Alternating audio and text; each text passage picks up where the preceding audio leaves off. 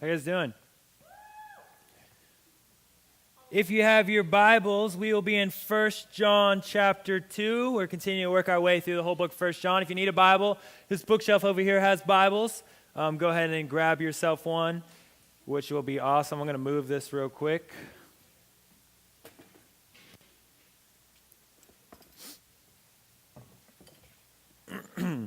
So I love this. I love that intro because what it talks about is talking about loving God and loving people, loving your neighbor, and your neighbor is all the people around you. And if you're anything like me, you appreciate people, but you don't necessarily always like to be around them. I like being around people because it kind of energizes me. I like being around people that I love, that I care about, especially big groups of people I care about. However, when I start to be around people that I don't know, it's a lot more exhausting, and then my patience with them is a lot smaller, and it's like, oh man, I don't really like these people that much.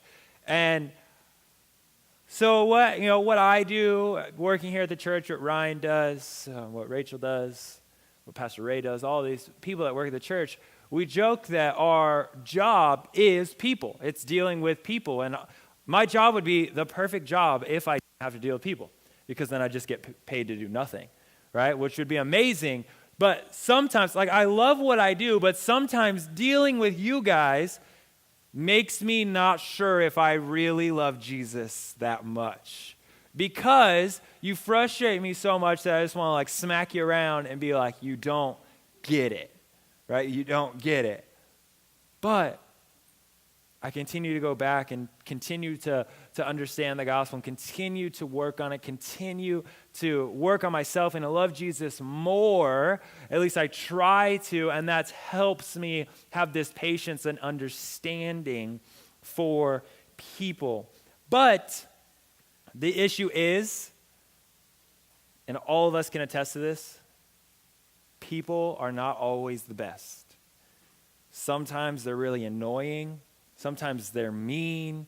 Sometimes they lie. Sometimes they say mean stuff to us. Sometimes they ignore us so they don't accept us. And it hurts, right? And so today we're going to talk about our side of that story.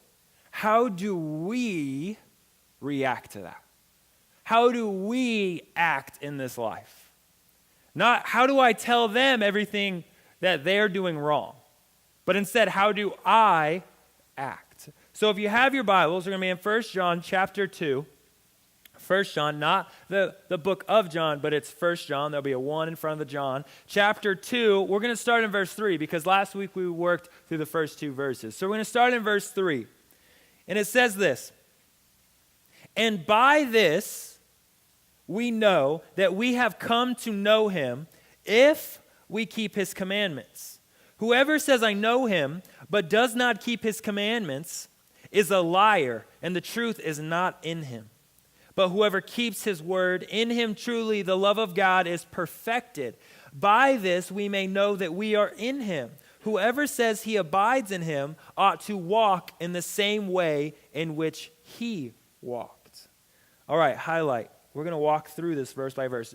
Highlighting verse 3, "And by this we know that we have come to know him if we keep his commands." His commandments. What he said to do. So how do I know that I know God? You want to keep his commands. Not, oh, well, I work really hard to be a good person, but I complain about it the whole way. Right? It's kind of like, it's Mother's Day today, and you decide, you know what, Mom, I'm going to be really nice. I'm going to wash the dishes. But if you complain the entire time you're washing the dishes, your mom is not going to feel like you love her so much that you chose to wash the dishes. She's going to feel like you felt obligated because it's Mother's Day, so out of your obligation, you washed the dishes. Because you felt like you had to, not because you wanted to. See, wanting to keep God's commands and just doing it because you feel like you're supposed to are two completely different things. And in this verse, we see he says, and we know that we have come to know him if we keep his commands. If we keep his commandments. If we do it. Not if I say that I'm going to do it. Not if I act really pretty while here at church and then don't do it Monday through Saturday. No, if I do it. If it is a lifestyle of I love God so much and I understand what he's done for me that I'm going to choose to act in such a way to honor and glorify him through my life, not through my Sundays. See, it used to frustrate me because you guys know, I've talked about it before, I went to GCU and I got to be in Bible classes and learn about the Bible with other Christians, and sometimes they would like make jokes about Sunday, you have to do this, this, and this on Sunday because it's God's day. And I understood it was a joke, but at the same time, it's frustrating because every single day is his day.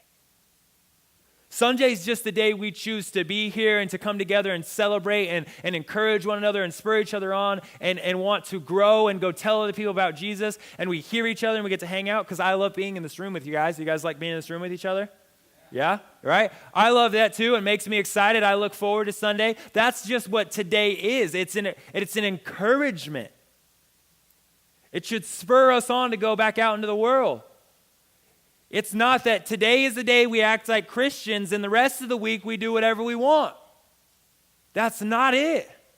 If that's how you're living, he's saying you don't know him. You don't know him. You don't. You need to know him, and when you know him, you will want to do this.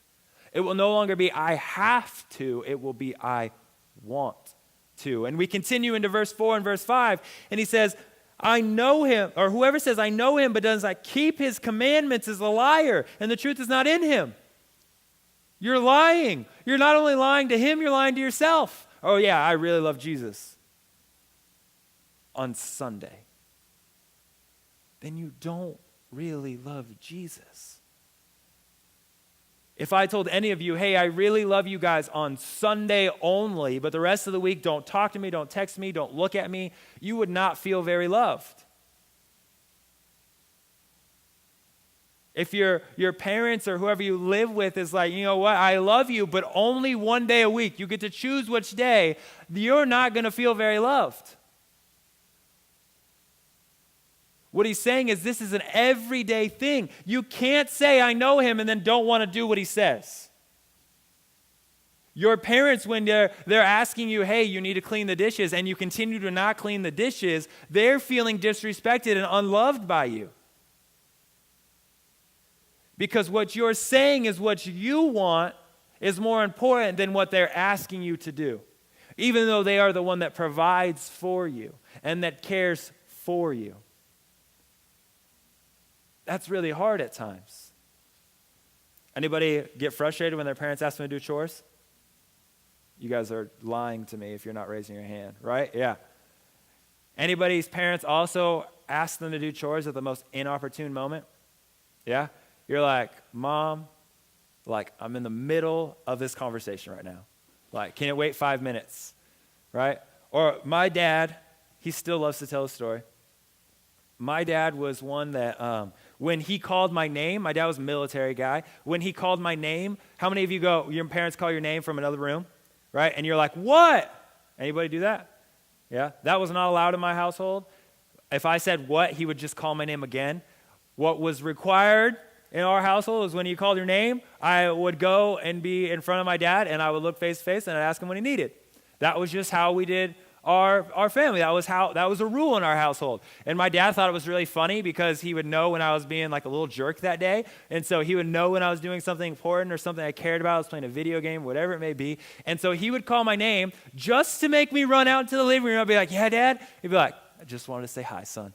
I'd be like, oh, you're a jerk. And I'd run, I'd go back, keep playing. And so then like 5 minutes later, he'd be like, Ricky! And I'd be like, oh my gosh, are you freaking kidding me? I'd run out there and he'd be like, how you doing? I'm like, I'm fine, Dad. playing a game. He's like, okay, you can go back. And he'd keep doing it just because he knew how much it bugged me, right? But it was his way of like playing with me. But I knew, I understood, I didn't at the time, but I understand now that when I screamed what and I wasn't willing to come face to face with my dad, it was saying to him, when that was already a rule that was set, it was saying that, Dad, I don't care about your rule. Whatever's in front of me is more important. When we don't care about what God has said, what he's calling us to do, how he's called us to act, we're saying, God, I love you, I think, but what's in front of me is more important. Whatever it may be. I love this more than I love you. Now, we got to go witness a wedding yesterday, and it was beautiful, and weddings are fun, and me and Erica were joking about how once you have your own like wedding, you notice all these different things that happened at a wedding, and you're like, oh, that was cool, we should have done that, or like, I'm glad we didn't do that, right? And it's like this thing, this cycle of judgment, and like, oh man, we should have done that, that was such a good idea, like, but then there's like, oh, we did the same thing, it was so good. You just start to appreciate. But what I love is when people read their own vows, and then they can't get through them because they're crying so much, and then they say silly things in their vows. I really loved the vows last night. They were honest, they were real, they were humble. But I've been to ones where like, I promise to always love you no matter what, and you're always going to be the best thing always. It's like, you are a liar, sir, because there is no way you're always going to put her first because you're selfish, right? I'm selfish. Or when the people are like, I'm always going to clean the dishes for you. No, you're not. Don't lie. We don't have to make these big, huge promises. What we have to do is we have to go, I love you so much, I'm going to sacrifice to do what you've asked of me. Even when it's ridiculous. Sometimes as a husband, that means when your wife wants something from the store and you're exhausted because you went to the gym and she's like, I really want this. And you're like, okay. I'll go to the store. It's 11 o'clock at night. I'm exhausted, but I go to the store. Or sometimes it means you vacuum, even though you hate vacuuming or whatever it may be. Sometimes you as a child sacrifice for your parents and you go and pick up the dog poop, even though you don't want to do it. But you do without being asked to do it. Why? Because you want to show someone you love them.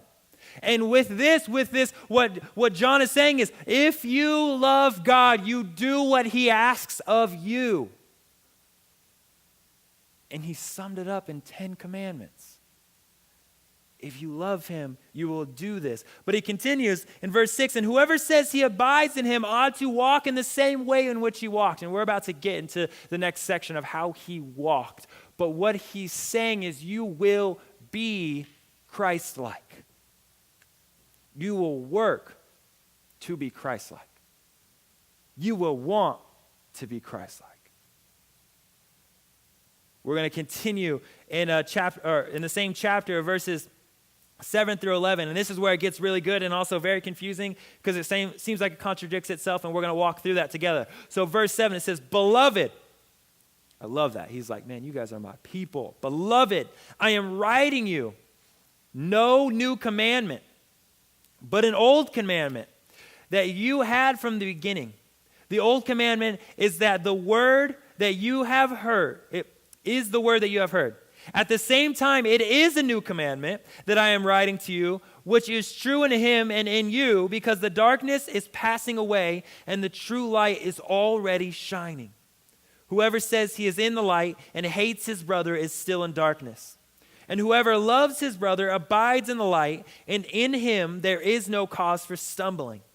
But whoever hates his brother is in the darkness and walks in the darkness and does not know where he is going because the darkness has blinded his eyes. All right, we're going to start in verse 7 and 8 because it's super confusing, and it took like 12 times for me to read it to somewhat understand what he's saying. Because he says, I am writing no new commandment, but an old commandment. That's what he says in 7. He's like, this isn't new. This is an old one. I'm just repeating it. And then we get to verse 8, and he says, but at the same time, it's new. I'm like, what? right? Like Jesus spoke in parables all the time. This isn't one of those, but to me it was like you're talking in gibberish. It's like talking to a little kid when they're saying stuff and you can kind of make out a couple of the words, but the rest you're like, I have no idea what you're saying, kid, right? Like you are speaking something I've never heard before, right? You're like, I think I get it, but I don't. Here he's going, this isn't new, but it's new. What? His point is, this commandment, what I'm telling you to do, is to love people. That's not new. That had been there from the start. What was new is how he's saying to go about it. What is new is he's saying, you need a new perspective. You were in the dark. You didn't know how to love people in the dark. Your eyes were blinded. You didn't understand what true love was.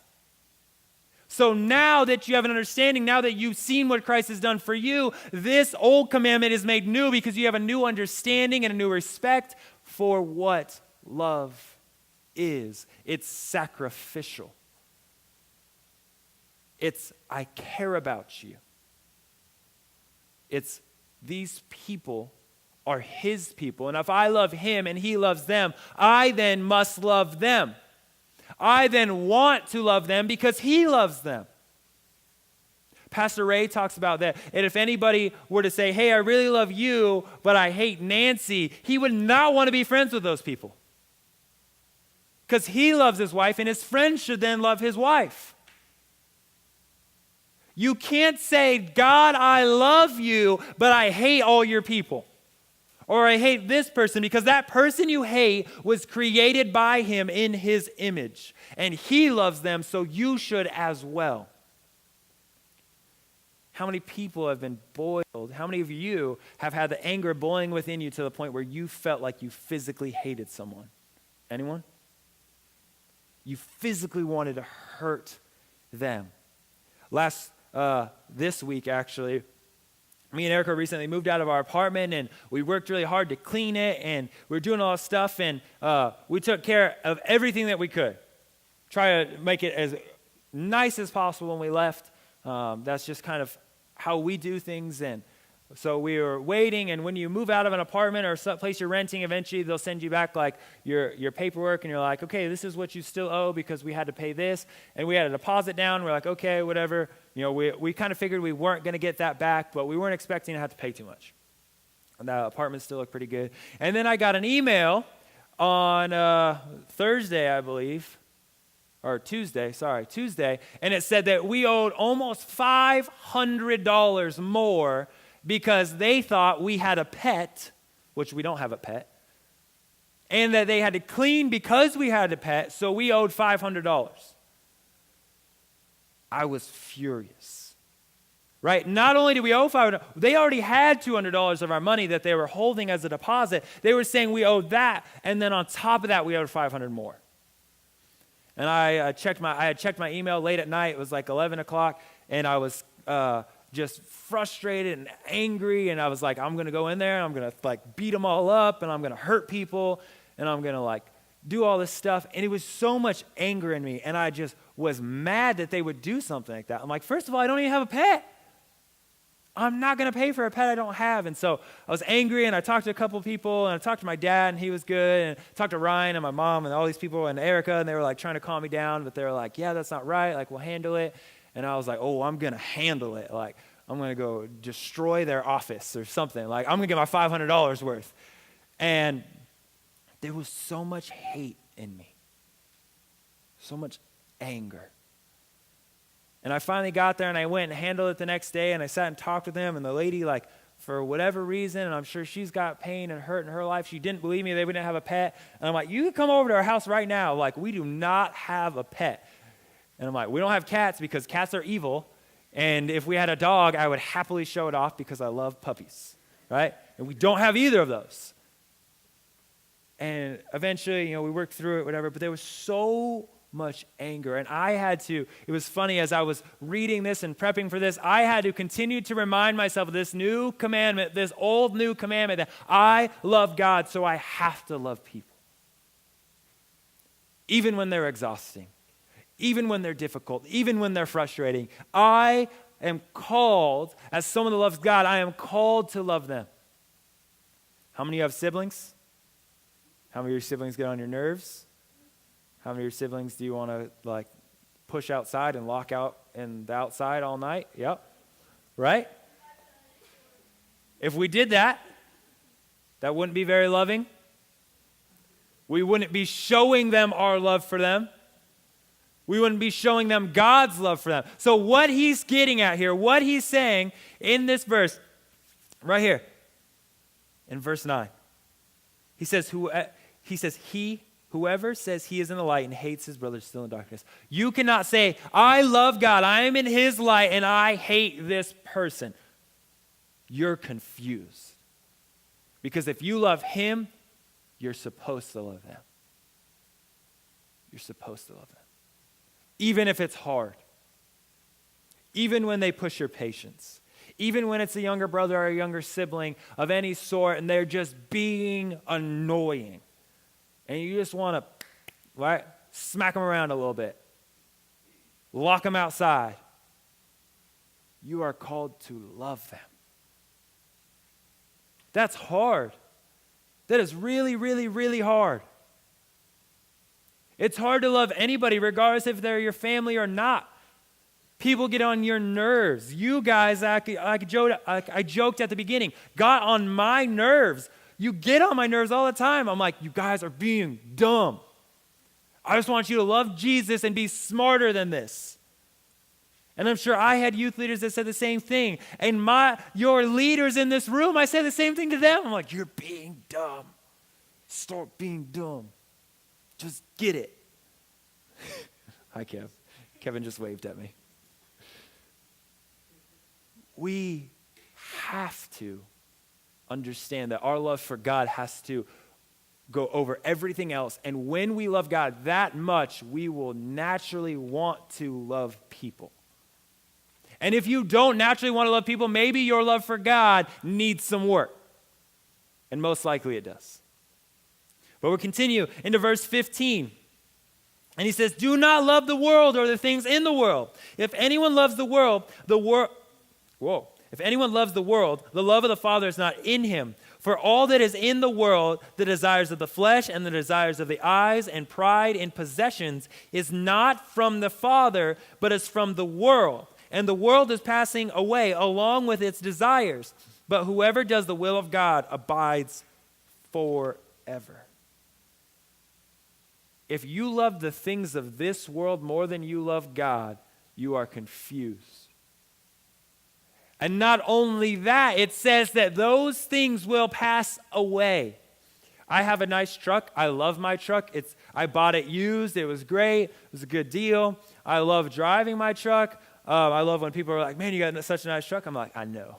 She's great. Her name's Becky because her license plate spells Becky. I don't know why. It just happened that way. And I just love my truck. But eventually my truck is going to die. This morning, me and Erica got in the car, and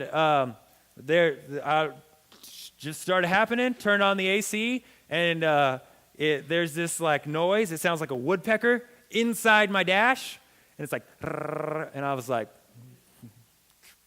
I don't know what that is, right? Started the other day, and I got in the car, and of course, you ever try and hide things from your parents? I don't want my mom to know my truck isn't running well, because I'm 23 years old, my mom will still be like, psh, you need to take better care of your truck. And I'm like, it's inside how am I supposed to take care of that, Mom? Right? But it's it started doing it. It was like, and my mom's like, Ricky. I was like, I know, Mom. I know, right? I was so embarrassed. And then I was like, whatever, it'll go away. And it stopped, right? So we're driving and it stopped. I was like, whew. It was just something weird happening in the truck. And we get in the car this morning and Erica's like, what is wrong with your truck? And I'm like, I don't know. Becky, you're making me look bad, right? I was so embarrassed. But it's going to eventually die. My truck, Becky, will die. And I'll be sad, and then I'll get a new truck. Becky part 2, right? But it's going to die. It's going to pass away.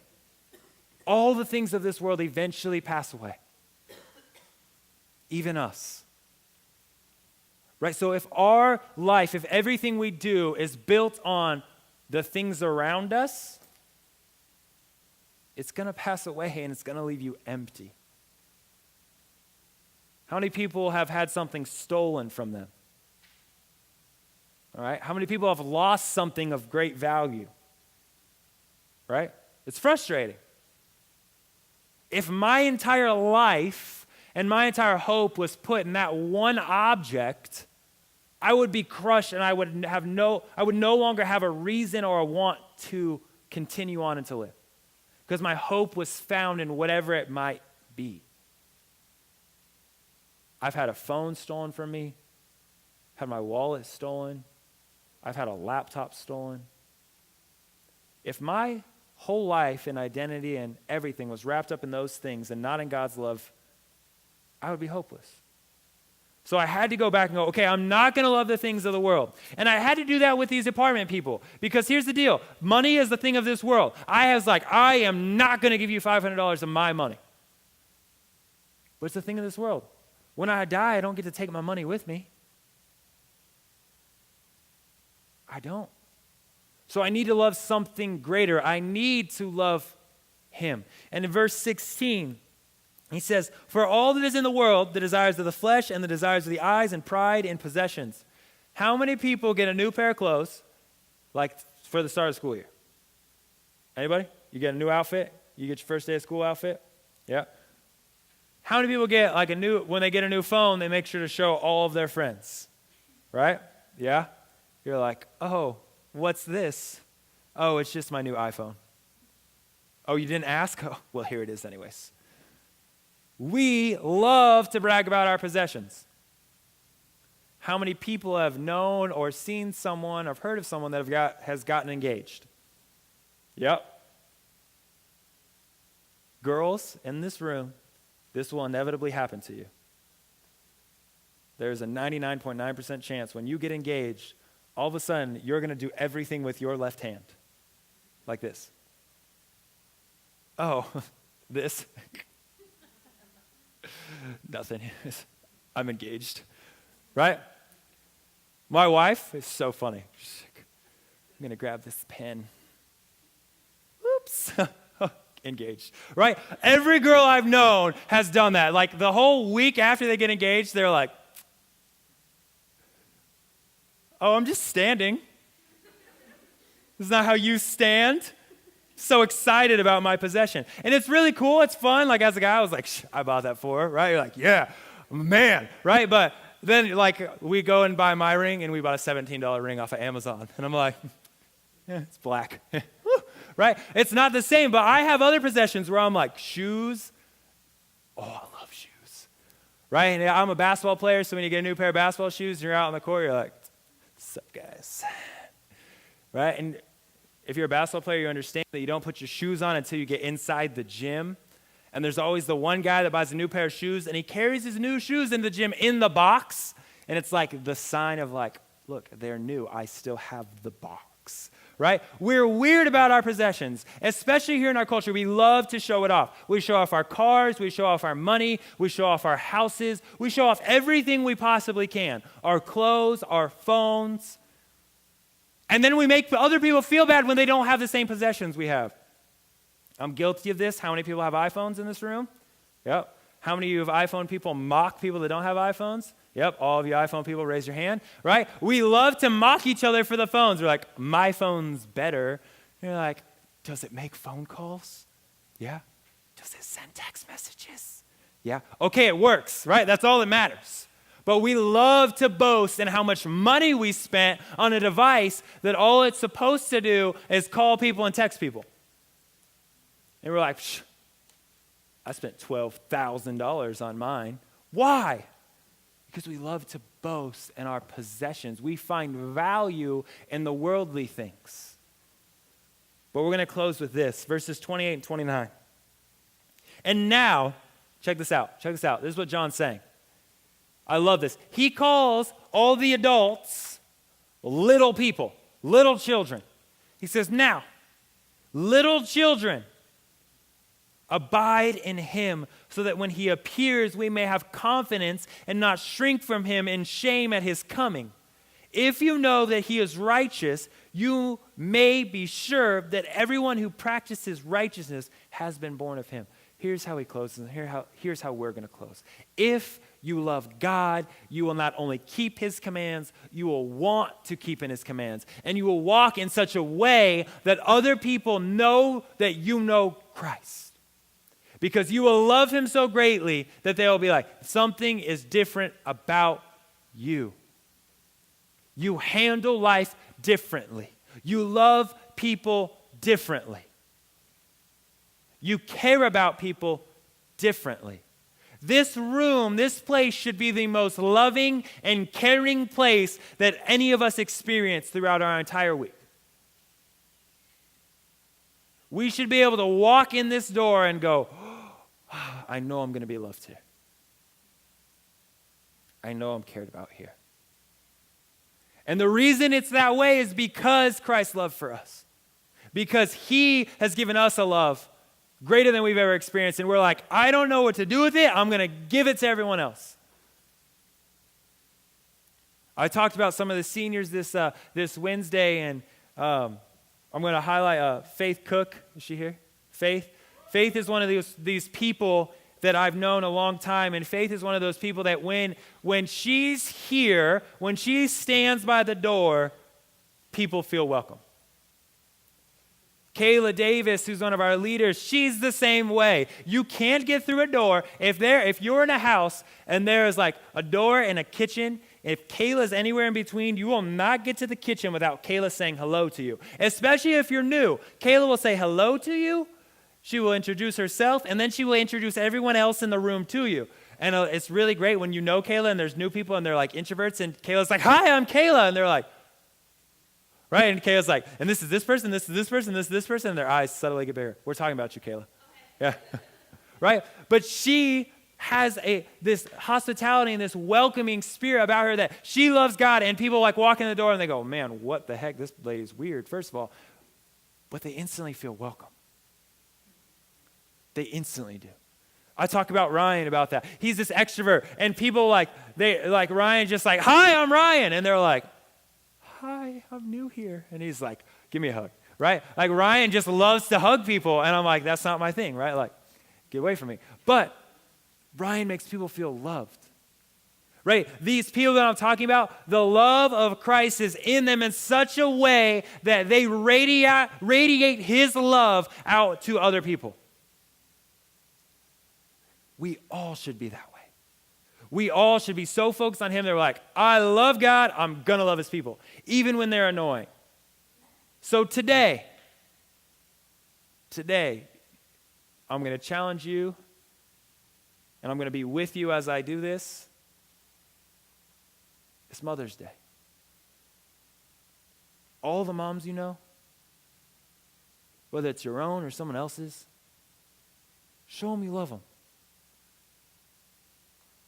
Show them you care about them. Show them Christ's love through serving them. Be there, even if it's just a phone call or a text message. Show them you love them. Start there. And then each day, continue to progress and go, I'm going to love someone else today. I'm going to show someone Christ's love today. However I possibly can. And if you're like, I don't have friends, I don't know. Okay, perfect opportunity to go make some friends and love Jesus by loving people. You're like, I don't really like people. Too bad. Go find a friend. Go love people. Let's pray. God, thank you for today. Thank you that we have the ability to be here. God, I pray that you continue to work in us, that we continue to love you greater. God, I pray that you heal our hearts so that we are not filled with hate and anger towards other people, God, but instead we are filled with your love, and that we understand that you love them and we should love them and that we do love them, God. We love you so much, and it's in your name we pray. Amen.